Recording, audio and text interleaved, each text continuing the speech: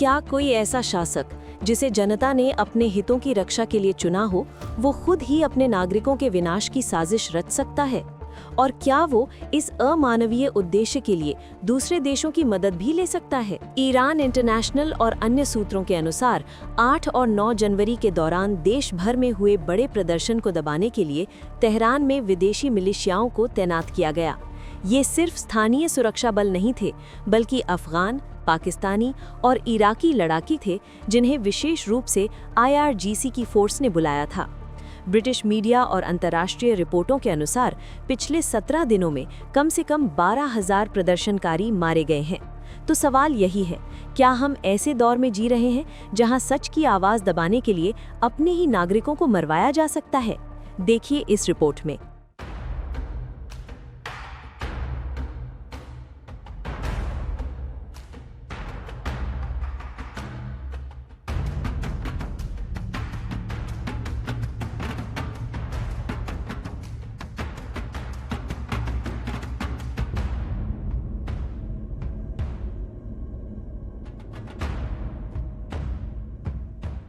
Iran से विनाशकारी खुलासा।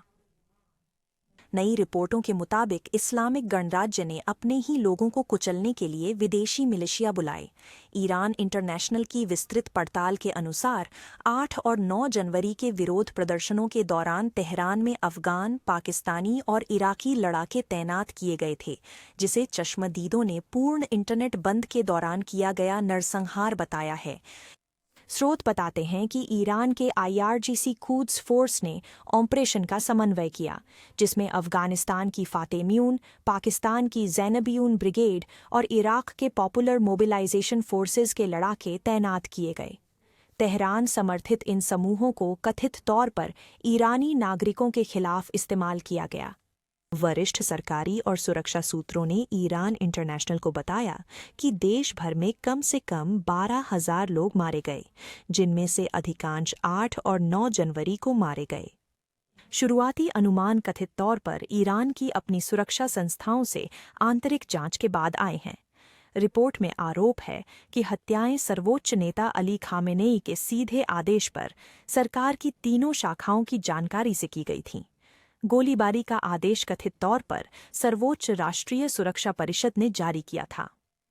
ईरान इंटरनेशनल के अनुसार उसकी पड़ताल कई पुष्ट स्रोतों पर आधारित है, जिनमें सुप्रीम नेशनल सिक्योरिटी काउंसिल के अधिकारी, राष्ट्रपति कार्यालय, IRGC के सूत्र, चिकित्सा आंकड़े, अस्पताल कर्मी, चश्मदीद और पीड़ित परिवार शामिल हैं।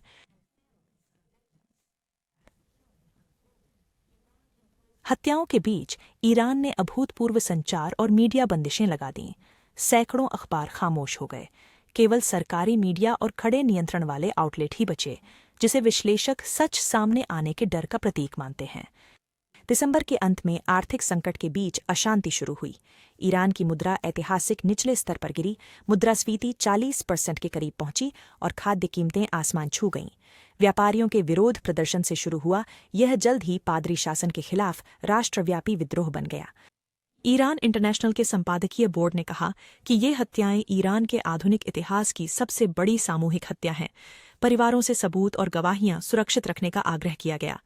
आउटलेट ने घोषणा की, इसे खामोशी में दफन नहीं किया जाएगा। यदि इसकी पुष्टि होती है तो ये खुलासे एक भयावह स्थिति को दर्शाते हैं, जहां एक देश अपनी ही आबादी पर विदेशी प्रॉक्सी लड़ाकों का इस्तेमाल कर रहा है।